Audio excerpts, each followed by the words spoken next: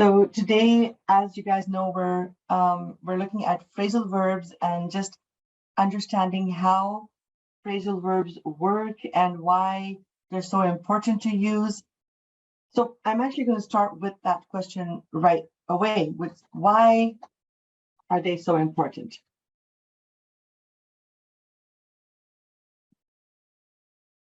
Phrasal verb, by the way, is a verb plus a preposition that normally, usually does not have a literal meaning. It's more of an abstract or non-literal meaning. And it's every time you put a different preposition with one verb, the meaning entirely changes. So sometimes it's just a small literal change, but when it's a non-literal change, it's very difficult to translate and it's very difficult to understand, and it's very important to make it a part of your vocabulary, because by using phrasal verbs, we don't only sound more competent in English, but it's how it's better said. If there are two ways of saying it, one in a phrasal verb way and one in just a regular verb way, then the phrasal verb way is going to have a better impact.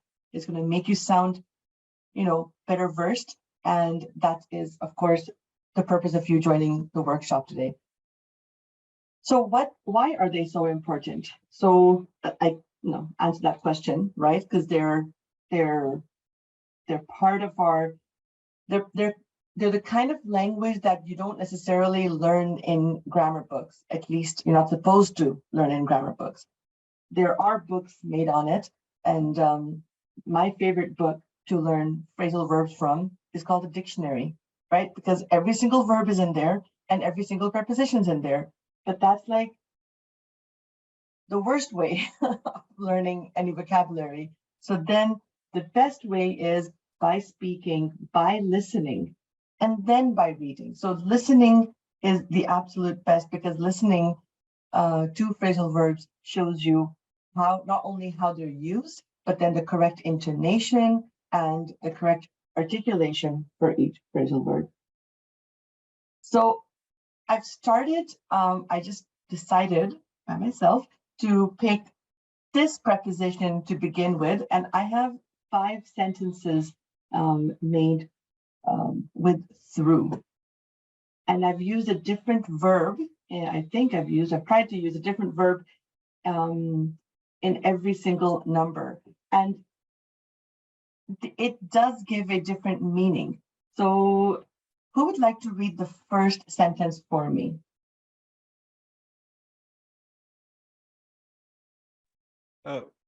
Sadhika, I have a question. May I? Of course, yes. Okay.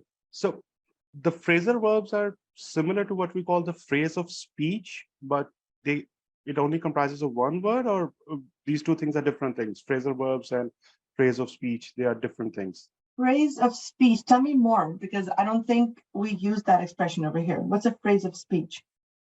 Generally, when those words, we don't take them literally. Okay. Right? Okay. You mean figure of speech? Yeah, figurative speech. So a person who's well versed with that language tells you that, hey, don't try to translate them literally, or don't try to interpret them literally. They mean a specific thing for the native speakers. Right. No, the answer is it's a very, very good question. I think that's a question that is probably in most people's minds when I say phrasal verb, right? So phrasal verbs are not figure of speech.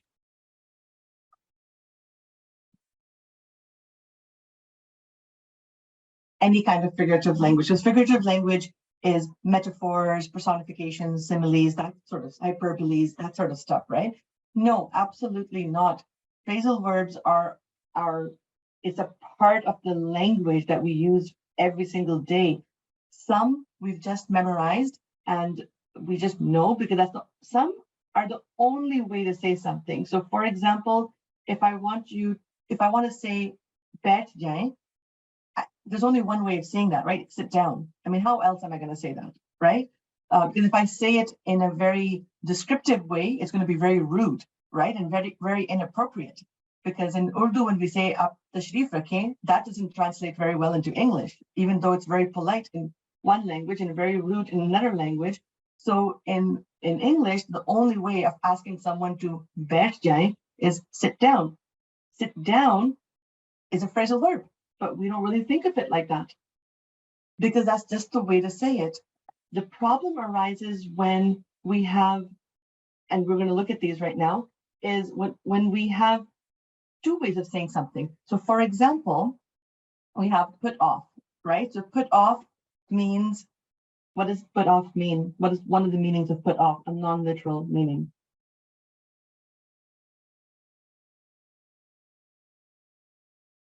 No one. Those of you in my group should remember this.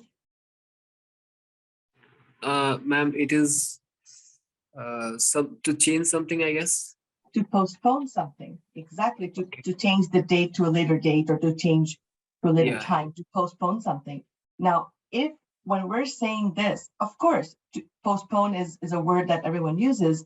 But if you are using spoken English, if you're speaking in English, and if you want to sound quote unquote better in English, and have more control over the language, then put off is not a better way, but in quotes, okay, in quotes, a better way of saying it. It's a more casual, more natural way of saying it. Zomer, do you have a question? I just saw your hand now raised up. No, thank you. Oh, okay, perfect. Okay, so definitely phrasal verbs are not figurative language. They have a non-literal meaning, but they're not figurative language. They're actually they're just part of our speech. They're just part of our language, part of the English language. Let's look at these sentences over here, and actually, Tariq, do you want to read number one? Yes, ma'am, I can. I will. She has had a long and difficult life. She has lived through 2 world wars and a revolution. A revolution. Excellent. So here our phrasal verb is lived through. Now, what does live through something mean? How would you describe this thing of living through something? To be a witness to something, something like that means to observe something. To witness or observe, okay. Something else. I want to hear this one specific word. Survive. It's to experience. Experience. It's to experience a difficult situation. It's not about witnessing. It's not about surviving even. I mean, she survived because we're talking about her, right? So she's still alive, so she survived, right? But it's about experiencing a difficult situation. And then before I explain further, Shiraz, if you could read number 2 for me. Sure. It was a horrible and painful experience. I never want to go through anything like that again. And then here we also have a phrasal verb with go through. And now the comparison comes between living through something and going through something. The difference is a very fine line difference, not a big difference. It's re-experience. No, it actually means to experience something difficult, but it also emphasizes the unpleasantness of it. So it kind of adds basically to the emotional or the feeling value of it, in which you can live through something. It basically means to experience a difficult situation, like you live through a war. And yes, a war is unpleasant, but it's not only unpleasant for her, it's unpleasant for everyone. It's sort of a fact, right? It's a bad experience. Everyone can relate to it. So even if you haven't lived through a war, you can understand that sentence, right? But when you look at number 2, it's more of a personal thing. You're kind of attaching an emotion to it that it's not very pleasant. And it starts off like it was a horrible and painful experience. Maybe you might not think it's horrible. You might not think it's painful, but I'm giving you my opinion about it, that I never want to go through it again, because for me, it was not only difficult, but it was unpleasant also. Yes, Sadiq, you have a question? Yes, ma'am. So actually, sometimes like people say when handling some document or something, they say you go through it. And, So and that does is mean? another meaning of go through. Exactly. So go through has more than one meanings. Go through, it also means to review something. But the more used form of reviewing it is go over. So go over is the better one to use. When you're reviewing a document, you want to go over a document. People do say, yes, people do say that I'm going to go through the documents, but when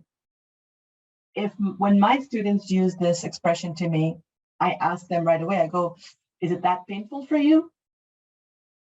You know, like if you're telling me that I'm going to go through these notes after, I'm going to ask you like, oh, is it really that painful? Do you see that? Do you see the difference? Yes, yes, ma'am. But if I say I need to go over the documents, I'm going to review the documents, that is going to be better, because that does not imply that it's an unpleasant situation or there's any sort of a horribleness to it or painful feeling to it. Because when you're going through something, you're always going through a difficult time. And you can live through a difficult time, you can go through a difficult time, but the big difference is when you live through something, it's a fact and it's not just an emotional thing. Everyone agrees, because everyone can agree, whether you have or not lived through a war, that it's not a great experience, right? It can't be a great experience. But number 2, the experience I'm talking about, you have no idea. I didn't even mention what experience I went through, but all I'm telling you is I didn't like it. It was pretty painful for me. That is a difference. It's a fine difference, but it is a difference between the two. Okay, do I have any volunteer for number 3 to read out loud? When I ask you to read out loud, I'm also checking your pronunciation. That's why. May I? Of Yeah. course, of course. Okay. Dr. John's lectures are long and boring. I refuse to sit through any more of them. Awesome, excellent. So here we have sit through. What does sit through mean? Anyone? I Yeah. don't want to attend them anymore. Okay, attend, very good. So you attend could be one thing. Something more specific. Anyone else?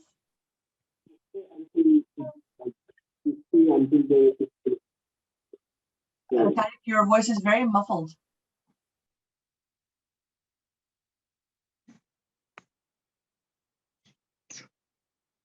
Ma'am, I said to stay until it finishes.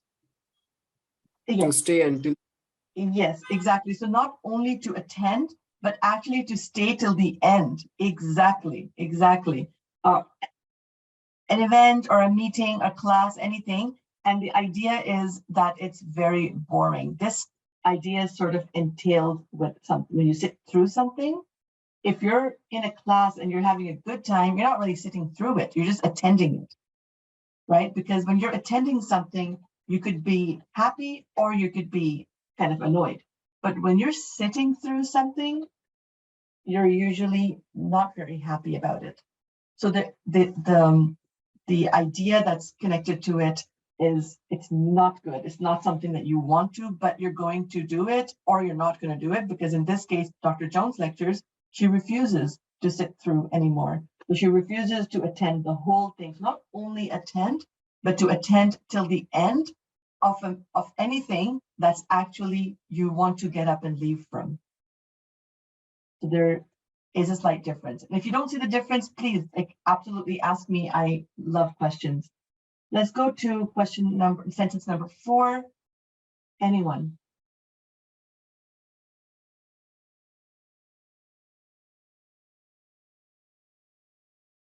Even if you've already gone, you can go ahead. Sure, ma'am. I'd like to take the chance. Please. So he's a very happy sleeper. Sorry. Let me repeat. He's a very heavy sleeper. In a fire alarm starting ringing, I'm sure he would sleep through it. Okay. Excellent. So now what is this? When you sleep through something.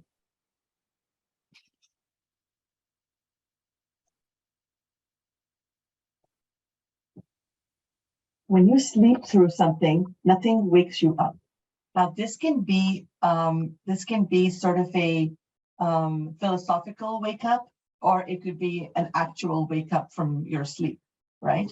So if by philosophical wake up, I mean like when you need to sort of get back to your senses and realize what's happening around you, like, come on, wake up, look what's happening, right?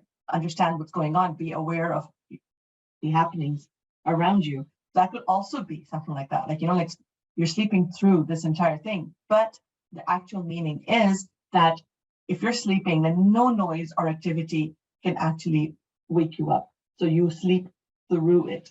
We're going to do one more, and then I'm going to ask you a question about through in general. Yes. One question regarding sleep through. We normally use it in office in the sense that somebody's very unattentive during the meetings or lectures, but they are not paying heed to it. Sleep through actually means that, or it's a it could absolutely like you just sleep through a meeting wouldn't mean that you actually were snoring and you were actually asleep. It just means that like you were required to quote unquote wake up, right? And you were required to like you said realize and pay attention to what's happening and do something about it. Not only just realize, but then realize and do something about something, but you just stayed asleep through it. Like you just didn't care about it. Maybe you didn't, mostly when if you're sleeping through it like that, then you just don't care about it, right? But if you're sleeping through because you're a heavy sleeper, then it's not about caring, it's just because you're a heavy sleeper. Absolutely. That sentence goes really well. The last one, number 5.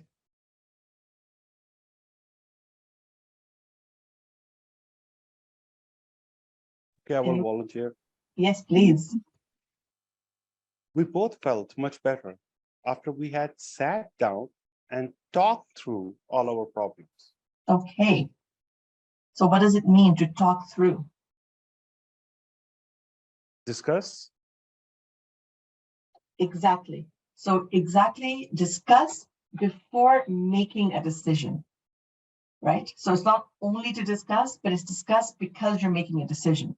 So you don't talk through politics because, I mean, unless you and I are politicians, we're not going to talk through. We're going to talk about the politics. So when you talk about something, you discuss, only discuss. But when you talk through something, you discuss because based on that discussion, you're going to make a decision. Do you see the difference?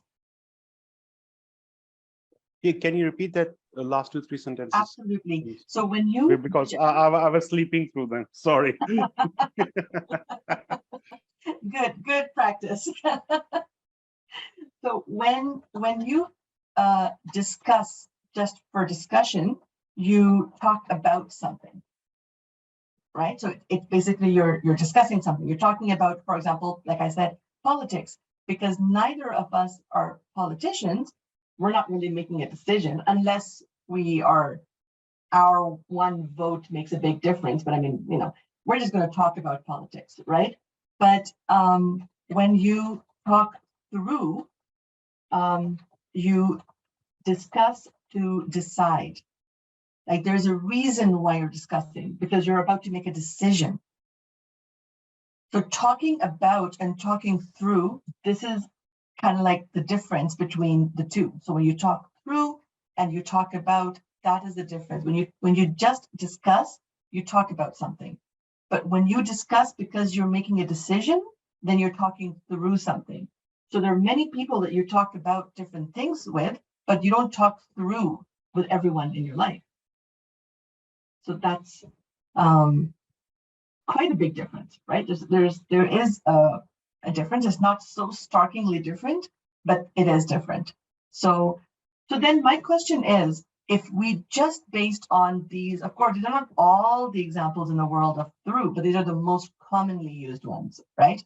So based on these 5 sentences, if I were to ask you, and no one's going to ask you to do this, but if I were to ask you to tell me what through has in common between these 5 sentences.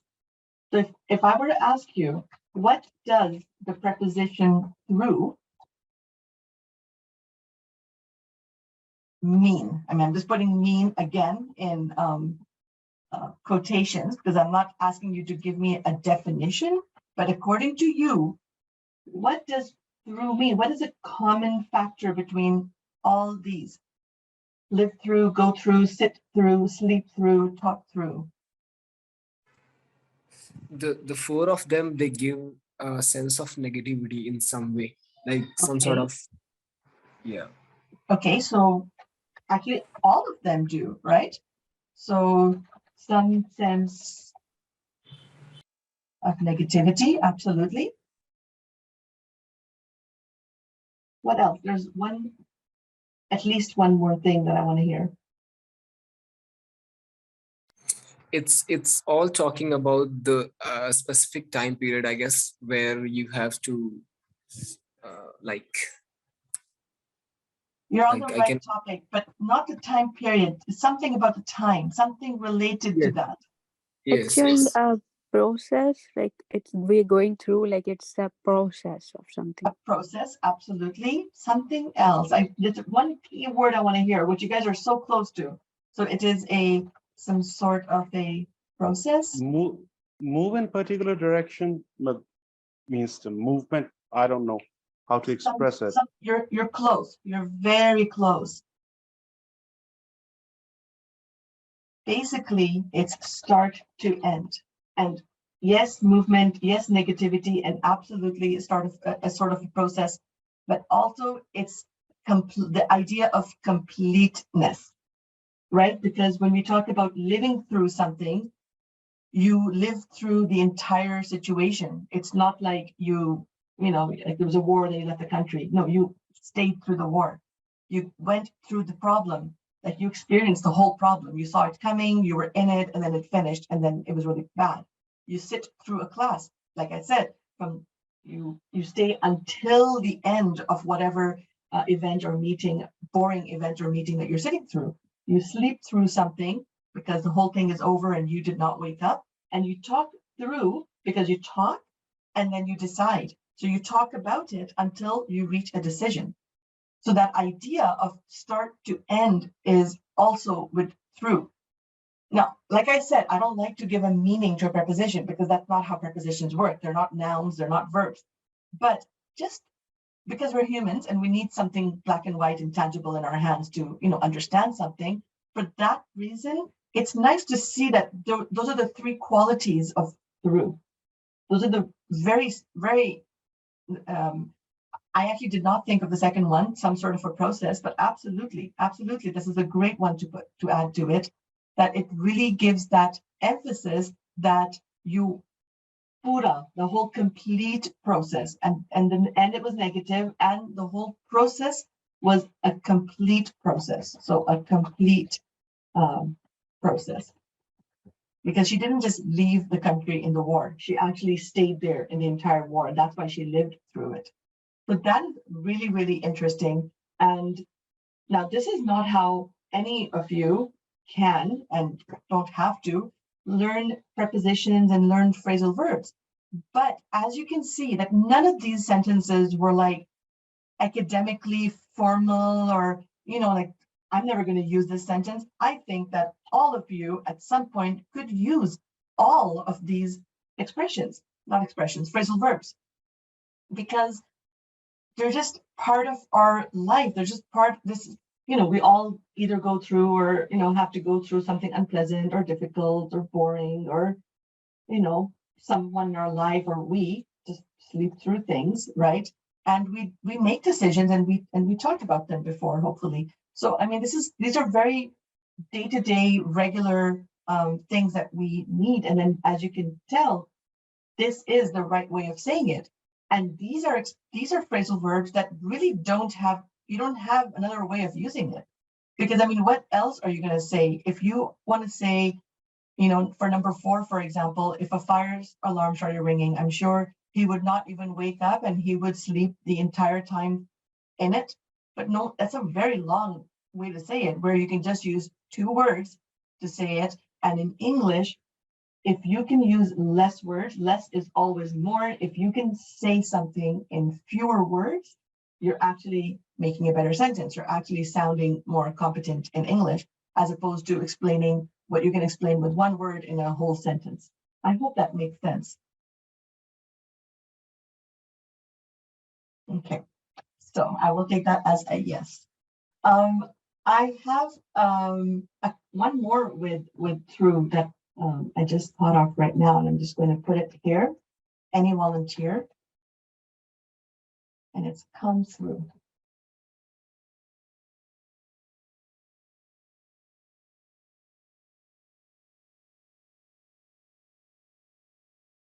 Anyone?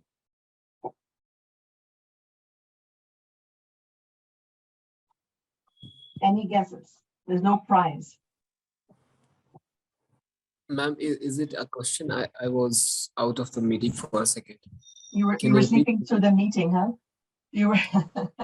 No. So- It just cut for a second. No, I'm joking. So there is a word I put in the center right there at the bottom. Yes, come through. Come through. What does this mean? To complete something? Not really, no. It's not about completing something. Like But- to go with something that has been promised or something like that? No. One of the meanings of this is to manage to get to the end of a difficult or dangerous situation.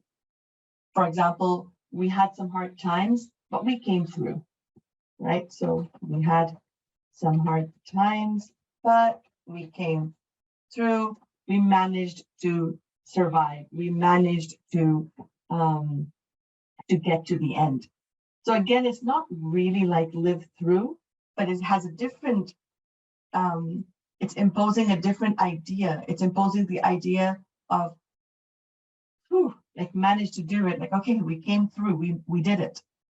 When you say we lived through something, it doesn't really say much about few, it doesn't really give that idea of like, oh, finally made it. It doesn't really give that idea. Maybe she still has PTSD. Maybe she's still fighting off her memories.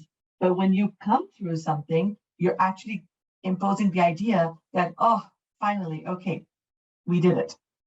Does that make sense? Yes, ma'am. So come through at the end, it will give a positive result. That's the difference. Exactly, but the idea of negativity is still there because originally it was a negative thing, right? Exactly, but now we made it. We managed, right? So we managed to get to the end of a difficult situation, or we can also say that we succeeded till the end, right? So you can also say that. It's just like a Bollywood movie. Happy ending. Yes. Always.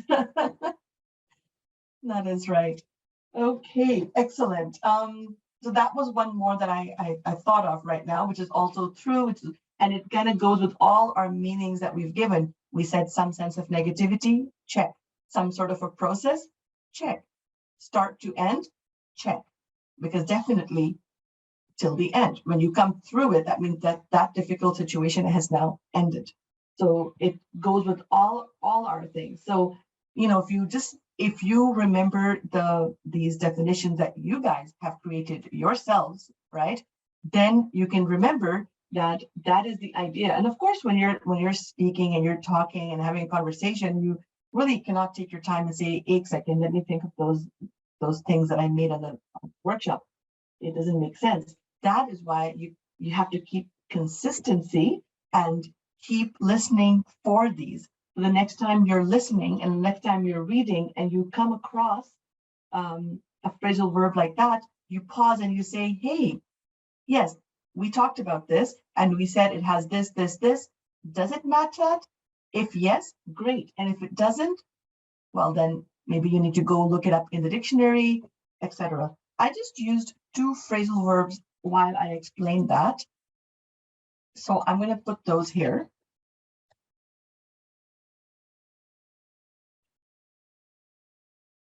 What I was explaining to you, like if you come across any of those, you want to look up that phrasal verb in the dictionary. What does come across mean?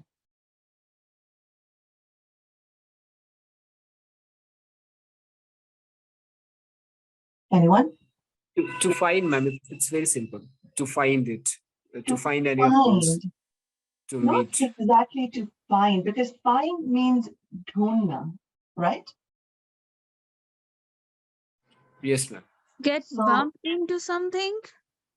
Zanera, say it again. Get bumped into something? And bump into is also a phrasal verb, exactly. So what do you mean by bump into? Which is a very, you're on point. When you meet something suddenly? Suddenly, exactly, and unexpectedly, right? So when Yeah. you see something, you don't meet something, you only meet people, right? So you see something suddenly or unexpectedly. Absolutely, this is exactly what. So, Zunera, if you see something suddenly or unexpectedly, it's come across. But what if you, like you said, you meet someone suddenly or unexpectedly? Then what phrasal verb do we use?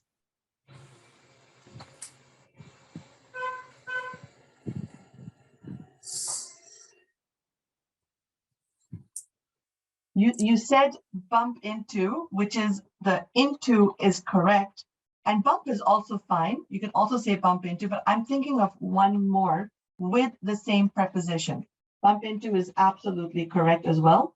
But there's one more verb that we can add with into, and it means to see someone unexpectedly, suddenly. It's run into. So you can tell that when we talk about coming across something, it's more for a thing. And when you talk about running into or bumping into someone, it's more for a person. Different prepositions completely, but they both hold the same idea of unexpectedly or suddenly. So very, very good. Now, what is look up? And actually, Junaid, I just saw your message. Absolutely, facing something unexpectedly or suddenly. Absolutely. I wouldn't use the word facing, Junaid, only because facing implies difficulty or negative connotation to it, right? Because when you face your problems, you face your fears, you face your parents after you've done something wrong, right? So there's a connotation of something negative in it, but the unexpectedly or suddenly is absolutely correct. Okay, so what do we have for look up, guys? So if I say, if you come across a phrasal verb, make sure you look it up. Ma'am, here you mean to search some information, but Search it can also mean information. it can also mean to become better by looking up onto someone. To be like No, that is look up to. look up to. Okay. Look up to. You see, just by adding a preposition, the meaning completely changes. Here, you look up information. So it's not only searching person or searching for your keys. If you lost your keys, you're not looking up your keys. What are you doing? If you lose your keys, what are you doing? I'm looking up for it. Say it again. I'm looking up for it. No, not for your keys. You look For the keys. for your keys. Look for, okay. Search for something. You're looking for your keys. You only look up information, exactly how you said, something abstract. Not your keys are not abstract, right? But or your friend who you lost is not abstract. But your information, or I guess that's all we look up for, right? So that is look up. But then we have look up to, which you said is when you want to when you admire someone, right? And you want to be like them, you look up to them, you, out of respect, you admire them, out of idolizing them, in a good way, you want to be like them. That's look up to. Look up to changes completely. And just in this box right here, we have 3 phrasal verbs with only look. And this is why I'm quickly going to say that this is why it's not a figure of speech or anything to do with figurative language, because we're using our daily verbs like look. Can someone give me another phrasal verb with look? Look into. Okay, and what does that mean? It is to examine, or like. Yes, exactly. Examine a situation or to investigate. To investigate, yeah. Absolutely. Examine a situation is absolutely correct. And you look into something in more detail, right? The idea of more detail is also there. Absolutely. And any more with look? Look after. Okay, what does that mean? It means taking care of someone. Exactly. So only someone.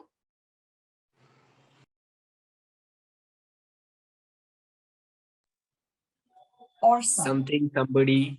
Exactly. So it can be something or someone, right? Like if I leave my wallet next to you, I can say, hey, just look after it.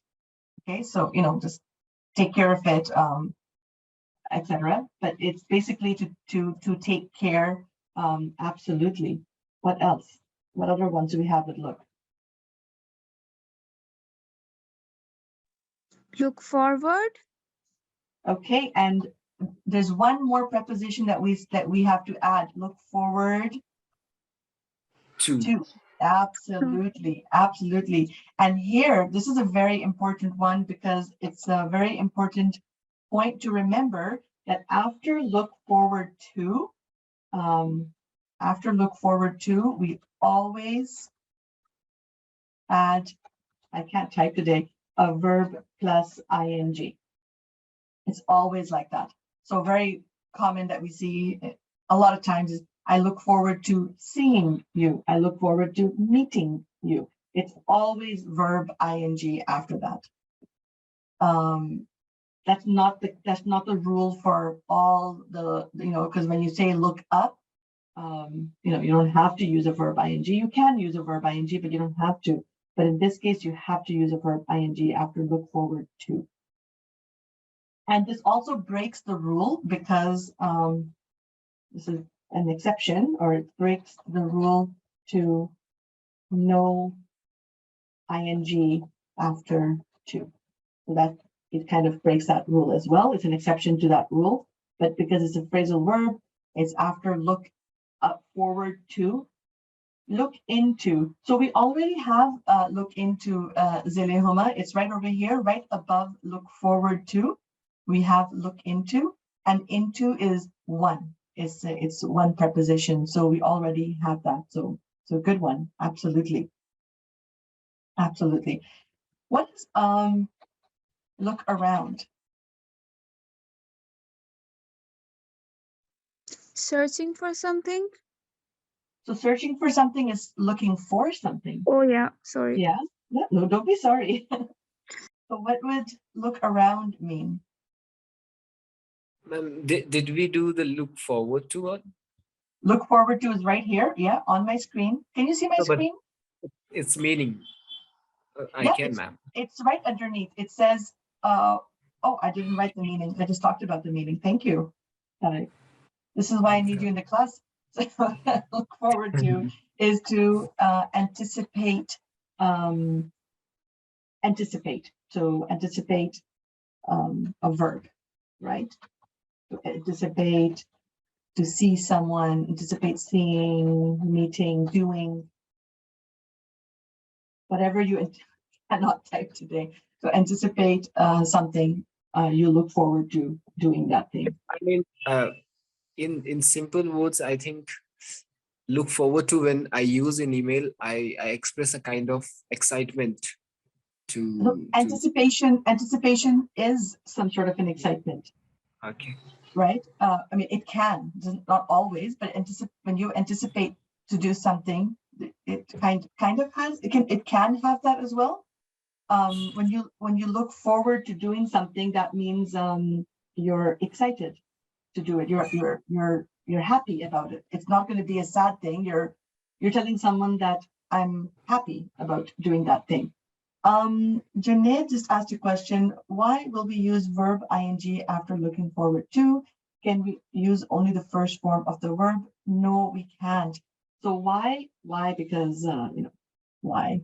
That's a good question, but that's just the way it is because the phrasal verb, and we always use the verb ing after look forward to. That is just the way it is.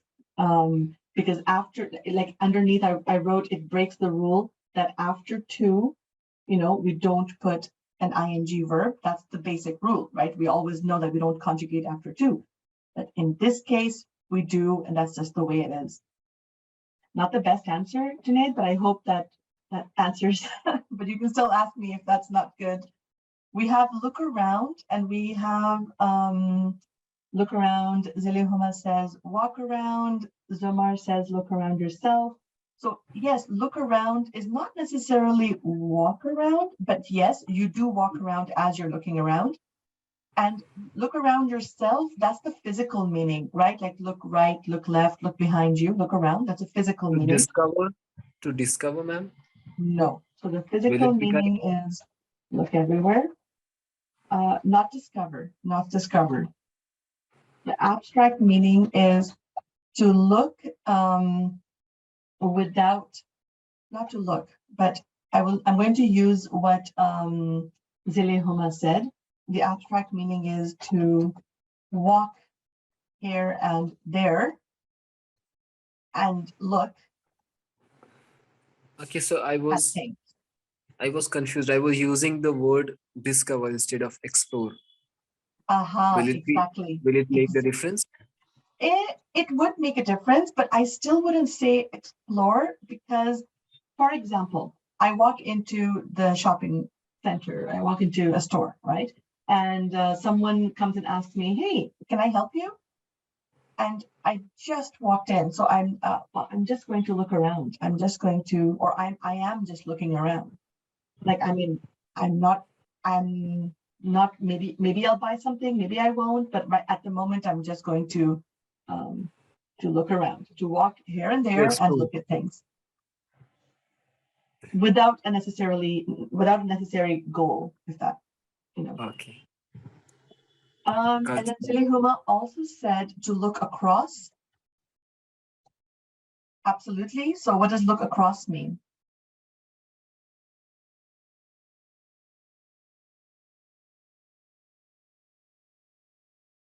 On the other side, right? Quite literal in this case. This one is not very abstract. It's quite literal, like look across, right? So like not behind, but across the table. Quite literal, right? So this is quite literal in meaning. I have one more.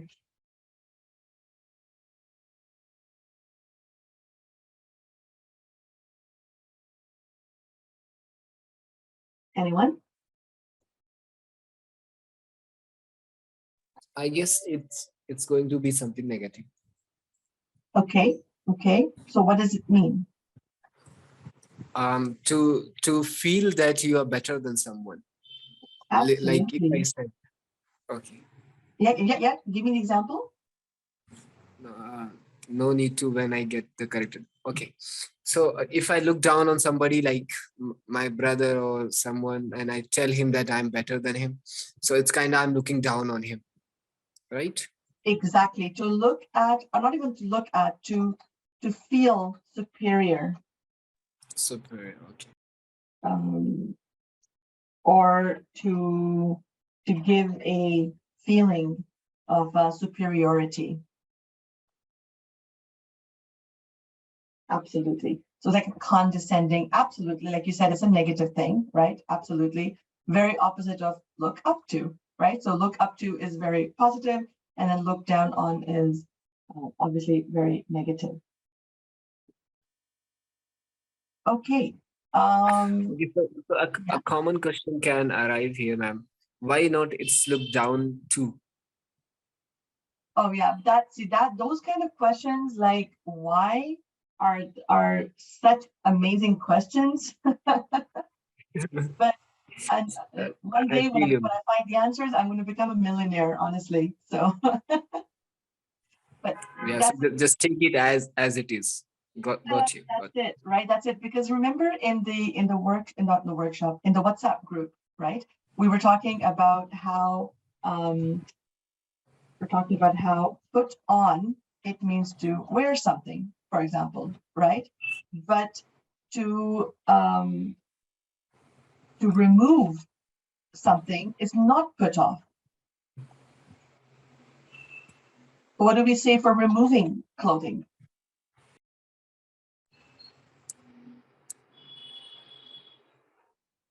Take off. You Take put off. on your shoes, and then you take off your shoes, right? So why isn't it put off? If put on is wear, then why isn't put off to remove? Well, that's, it's one of those questions that one day I'll have an answer, and then I'll be a millionaire. But until then, You'll be next Shakespeare. yeah, one day. But even Shakespeare did not know. So I think that's all. I can't think of any other with look. I do have one more actually. Have look upon.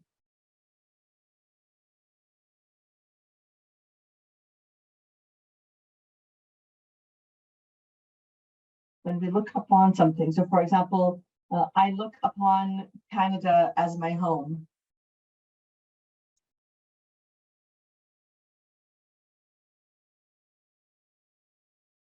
What does that mean?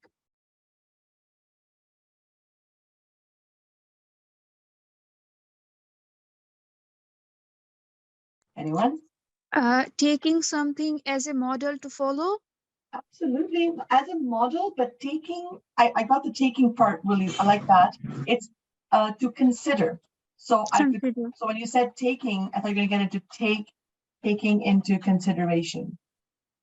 Great. Absolutely, very good, very good. And then what about this?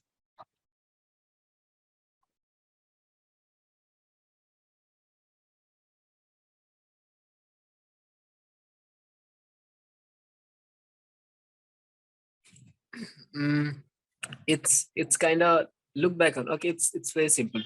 To think about something of past, like To it's right? exactly only to talk about the past. To think or to look. Yes, to think, exactly, to remember the past.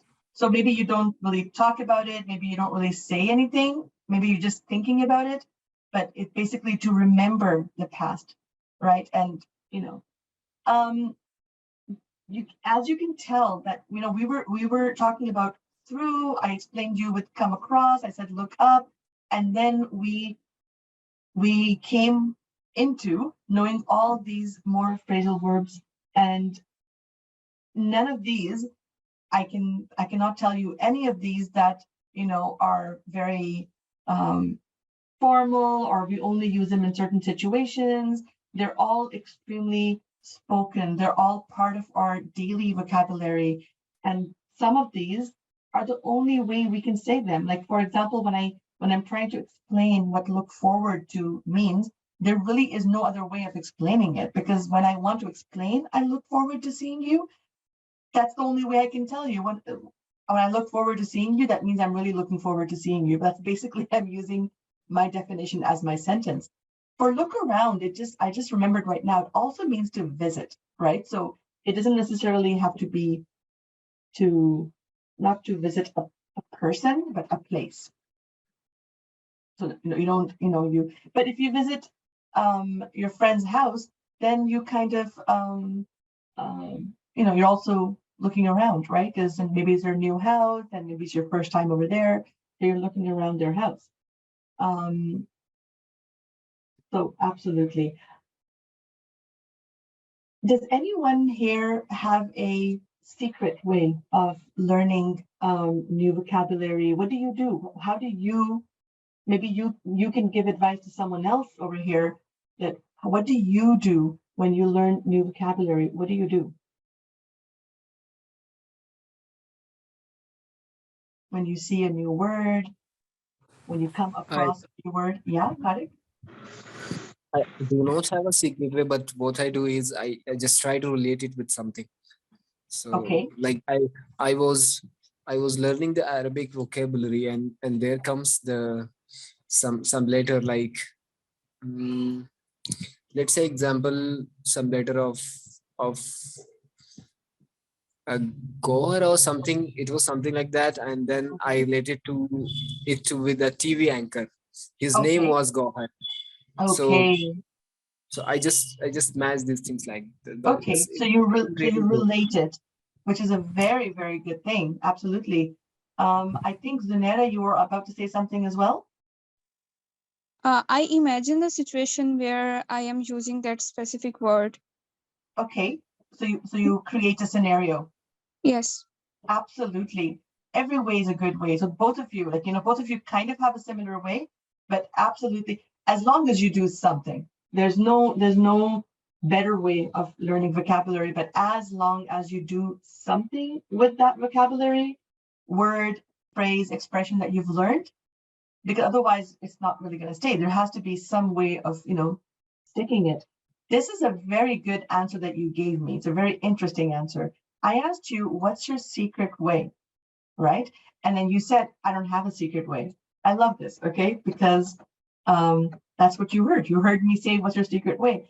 When I ask you, what's your secret way, it doesn't mean secret. So this is figurative language. If I can ever type figurative language, this is an example of figurative language. I don't mean secret. So when the expression, what's your secret, even just what's your secret, even I don't even have to say way, like way is just something I put in. The expression is, what's your secret? So when I say, what's your secret? It doesn't mean it's a secret. It means it's an expression to ask you, what's your tactic, right? So it's to ask your tactic, your way that works for you. It can't be something you've never tried and you heard someone do it and you're like, oh, okay, that's not your secret. The secret is the way, your tactic, the way that works for you. Your recipe. Mohammed Saad, that's a very good way of doing it. Absolutely, your recipe of doing something the way you do it. Absolutely, I like that. It's your secret, right? So, for example, if if I see anyone, and I don't know. I don't want to mention any actors and actresses, but someone famous or someone of my friend who just looks amazing. And I can be like, hey, what's your secret? There is no secret. I don't want to, she doesn't have to tell me what she did that she doesn't want to tell anyone else. I'm just saying, how do you look so good? How do you do this? And exactly, well, so Zili Huma, exactly. So like, what's your secret? I mean, not what's your beauty, but that would be, what do you do to look so beautiful, right? So what do you do? What do you do that makes you good at something, right? So that what do you do that makes you so good? So for example, what's your secret? And this is a very this is I never used this with my Desi group of students. With my French students, I remember a long time ago I did exactly the same thing. I said, so what's your secret? And they all said to me, they go, oh well, I don't have a secret, but I don't really feel comfortable telling you my secret. So I thought it was really funny because I use an expression that I should explain before I use it. So anyhow, guys, it was so lovely. I'm so glad we had a bigger group today. I hope it only grows. I hope to see all of you back, inshallah. Next Saturday, there will not be well, actually there might be. I won't say anything right now. So I will get back to you guys on the group and I will let you guys know when our next meeting is. If I could, I would do it every single Saturday. So inshallah, see you all around. It was lovely to see all of you and have a great week. Thank you for today, ma'am. Alaikum. Allah Hafiz. Thank you. Allah Hafiz. Thank you for the class. Thank you very much. Allah Hafiz.